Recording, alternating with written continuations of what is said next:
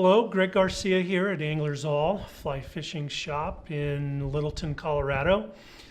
We're back up at our old studio while our new studio is being built. We're really excited about that and should see some really neat things in the future. Today I'm going to tie a fly called the Fortune Cookie. It is designed by Brian Chou out of Portland, Oregon.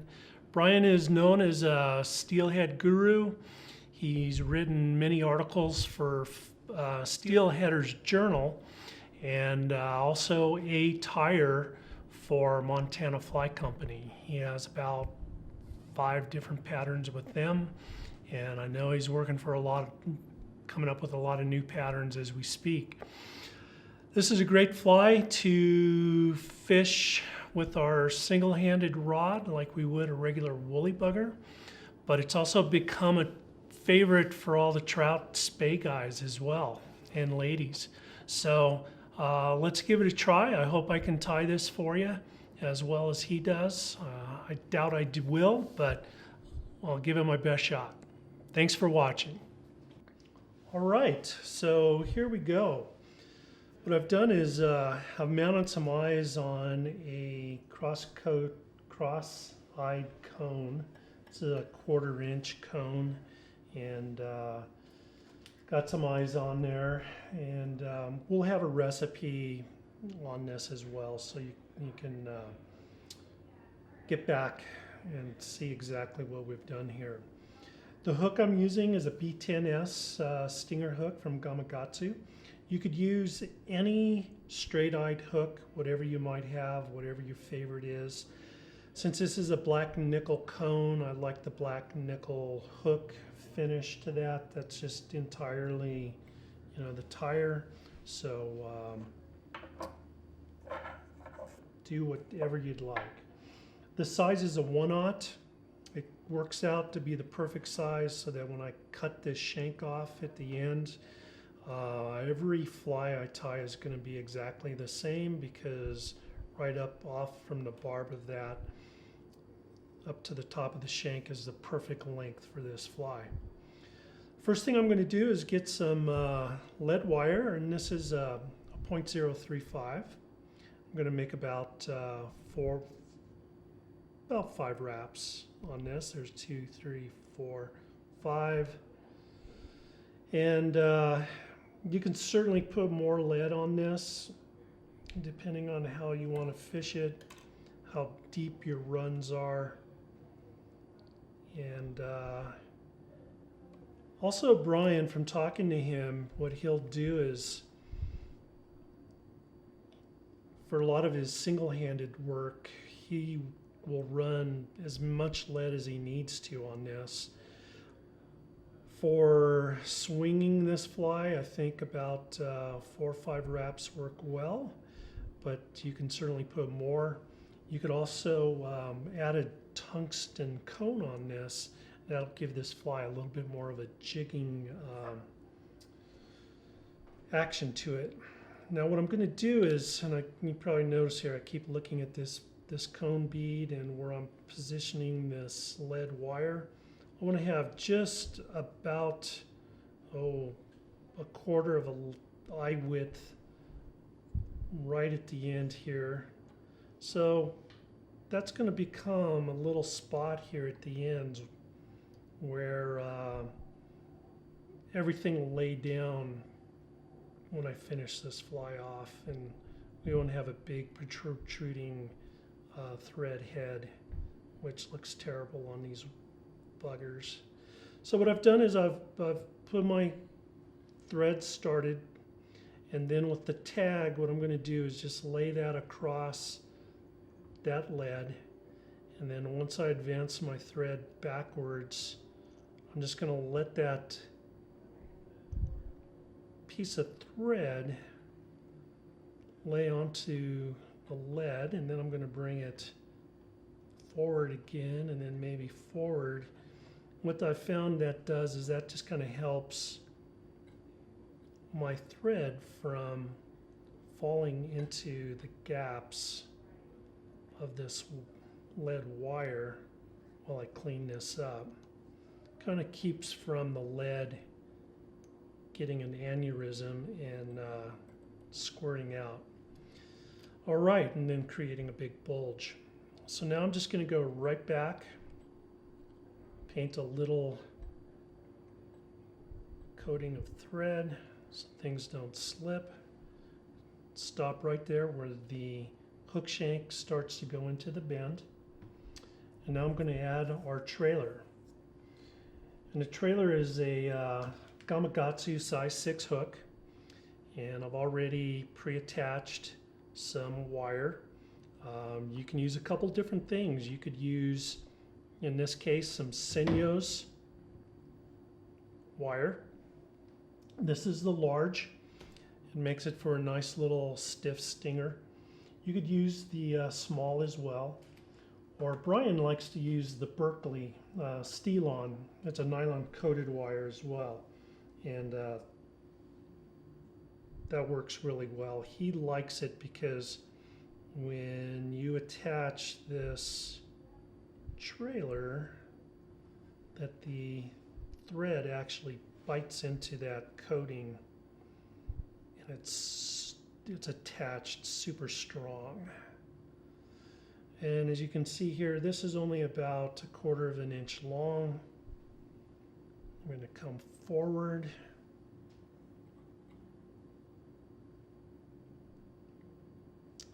And I'm going to bend back this wire on each side. And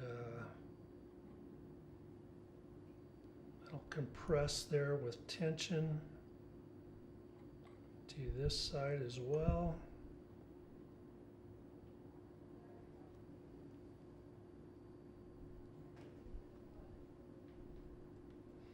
Come back about halfway. You could go all the way back down to there, but I think for most trout fishing, we're not going to pull this hook out at all. I was going to take this fly steelhead fishing, as Brian does. He just recently caught a 12-pound summer steelhead on this fly and had no problem with this wire breaking, which is always a concern. I'm going to cut that right there because that kind of gives me a little bit of a, it's going to help with the taper of this fly. And then this is not a bad time to kind of clean up any little gaps, holes we might have.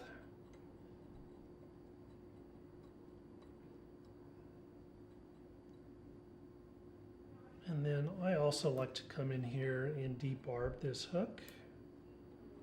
I don't know how many times tying these articulated hooks I have impaled myself. Next thing we're going to do is put in some Marabou.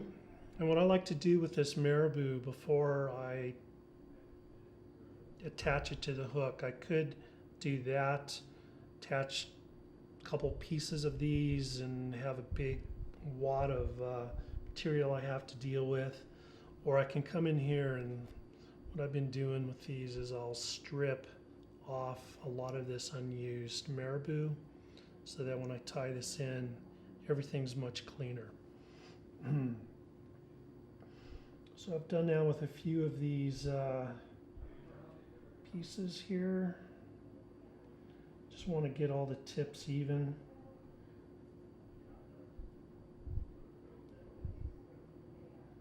You could do 2, 3, 4 of these, just depends on how thick you want that tail.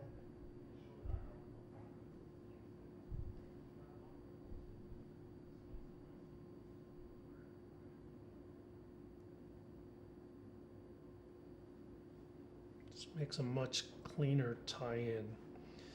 All right, so this is going to extend past that hook about 1/4 of an inch. Lay this in. By the way, right now I'm using some Dansville 3/0 thread. something you can really crank on. And I can tie all these 3 pieces up here, right up the hook shank.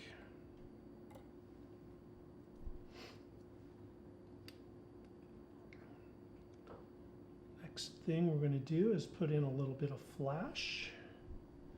This is crystal flash in a UV pearl.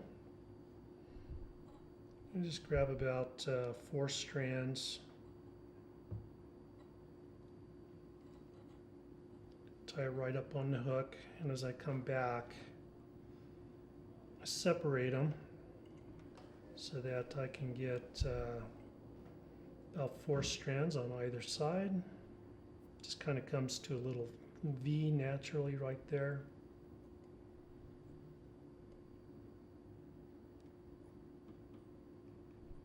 There we go. I can cut this to about the length of the Marabou. Just some real little subtle flash in there mixed in. Now we're going to tie in some hackle tips. So what I've done is you can use either a saddle or a cape.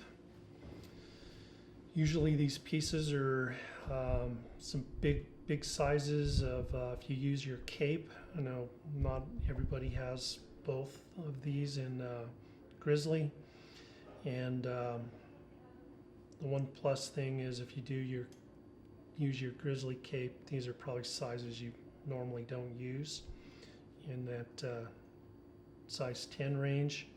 What I'm going to do is I'm going to tie this in. You can see that natural curve of this feather.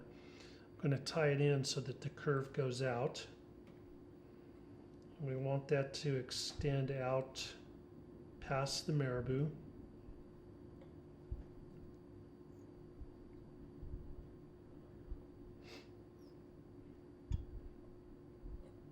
Got one side on, the other side.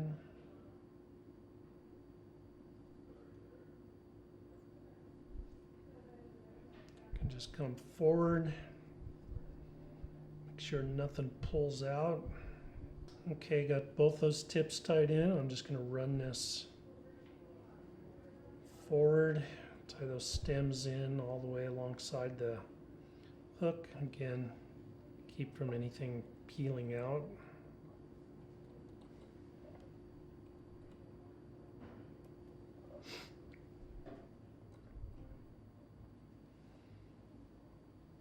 Now we're ready for put some legs in.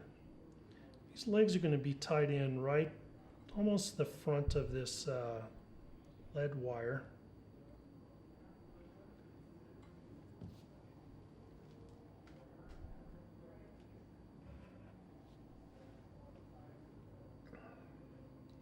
So I got about 4 pieces of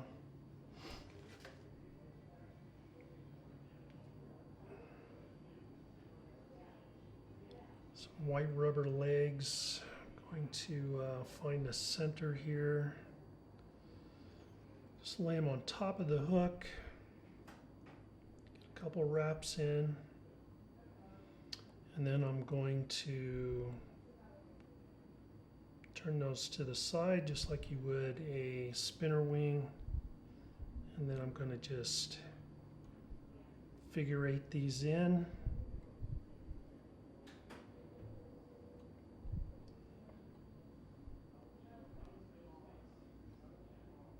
Let those sit there for the moment.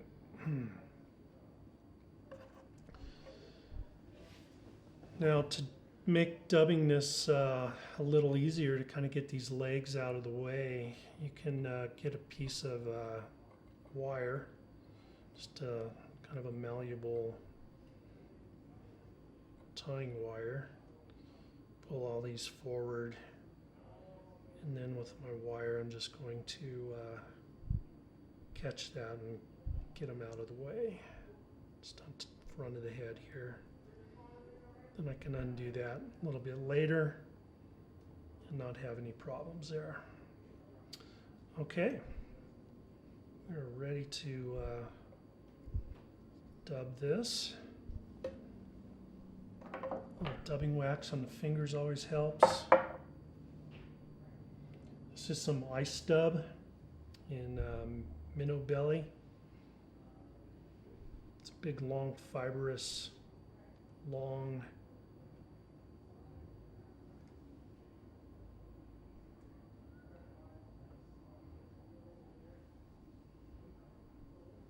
and catch that. If it starts coming apart on you, you can twist it as you come forward.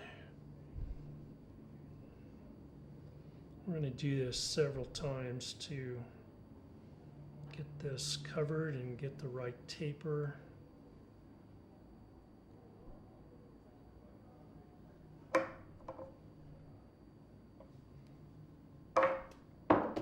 Piece here. I'm just going to trap that and then I can spin it tight.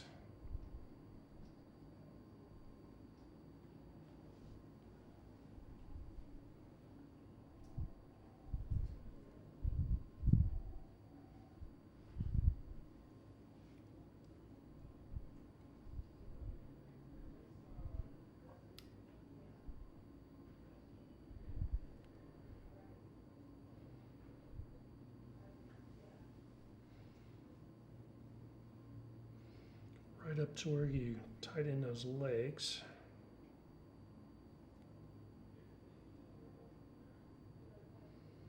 Right now this body is fairly flat, so we're going to come back just a little bit. Put a little taper into this body. So ultimately we got to get back up to the taper of that cone.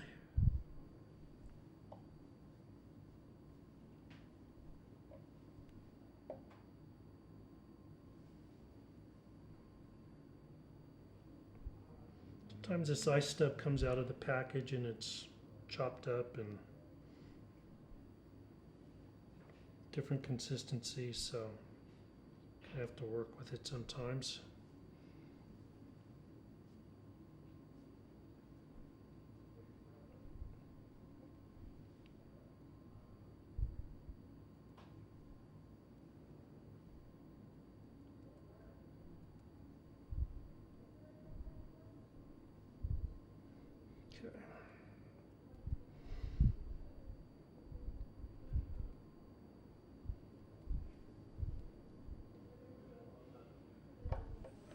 That I dropped.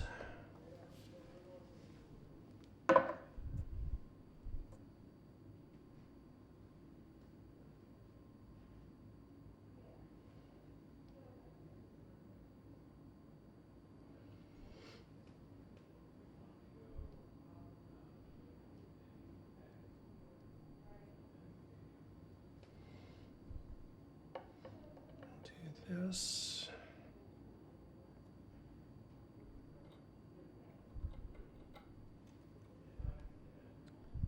Grab two of these on either side.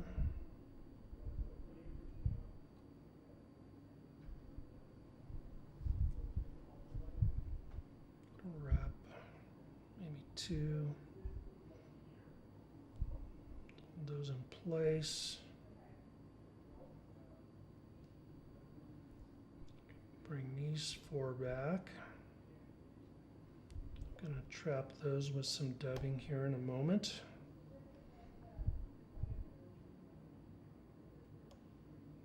The idea is you want those to go backwards.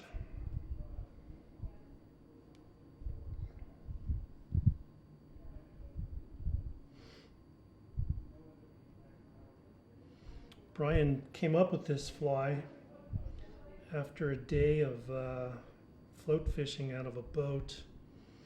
And had a very frustrating day of fishing with lots of follows, lots of strikes, a lot of short strikes.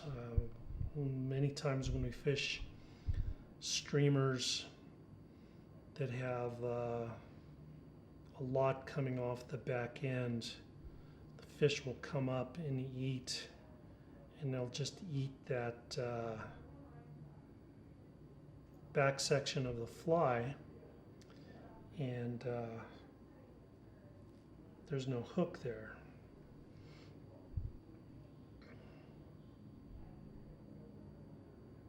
Okay, a little bit more dubbing right behind this cone.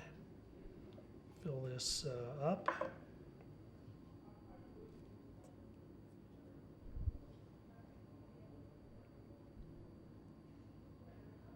I'll clip those legs here in a moment, but I'm going to get this all ready to put the collar in. This part is kind of a little touch and feel. You can feel your thread getting buried down into this cone, right where we left that little void of where the wire was. Now I could trim this and get this all out of the way. I think come right back to about right there. Don't want to do it too short. You can always go back and trim it a little bit more if you need to. Now the next thing we've done is I've grabbed some guinea, and you can do a couple different things with, or use it at different spots. This is a whole guinea skin. And you can see right in through here, I've picked a feather that's got this really nice, fine modeling of the guinea. Most of the strung guinea we get in the stores that come on, you know, a hank that's been strung up is more of these shoulder feathers. They're bigger and longer, but we can certainly choose whatever we want. It'll work pretty well. I've taken a feather, prepped it, took off all the fuzz off the back, exposed a little tip here. I'm going to tie this in. I can pull that tip back. I'm going to trim that out. Some guys just break it out. I like to do it that way. Okay, all I have to do is wrap this guinea, and I'm just going to use this as a handle, grab it with my Hackle pliers, and the key to getting this as a nice little collar is I'm going to wrap this on the curvature of the feather itself. Here's another one here, and you can see how that has a natural curve. So if I wrap this with the curve, we won't have any of these fibers squirting forward. So as I wrap around the fly, I'm consistently repositioning this Hackle plier so that everything rolls back very nice. And then I'm going to trap that stem. Give it another shot there. I can cut off this excess piece. Try not to cut your thread. And then now all I have to do is whip finish and we're done. By leaving that little gap of the lead wire underneath this whole fly, it allows you to have this nice little spot where everything seats in and you don't have a woolly bugger, basically, where you have a big line of thread under there that looks really bad. So there we go. There's our fly. Now the last thing I need to do here, and I'm going to get a pair of cutters. Normally I'll do this underneath right in front of a trash can so that this front hook doesn't go squirting away. So I'm going to move this away from the camera really quick for just a moment.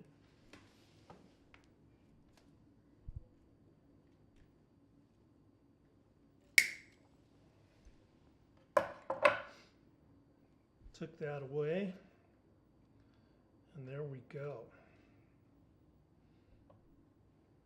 Brian Chou's fortune cookie in white.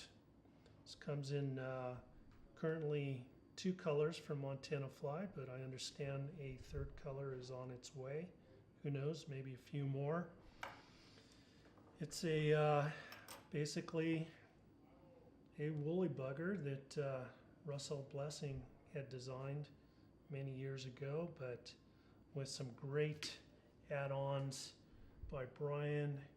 The hook is right back in the Marabou where the fish is going to eat, so we're not going to have any of those short strikes. And it's been a fly that's been very effective for me swinging for trout here in Colorado, and I think it'll be a great fly for everyone else. If anybody would like to check in on Brian and see what else he's doing, he's got an Instagram account called Drop Loop, and feel free to look that up. We'll also post that at the end of this video as well, with some photos he's sent me of some fish he's caught with his flies. So thanks again for watching. We really appreciate it. I appreciate it as well. And we'll catch you on Instagram and our Facebook. Thanks again.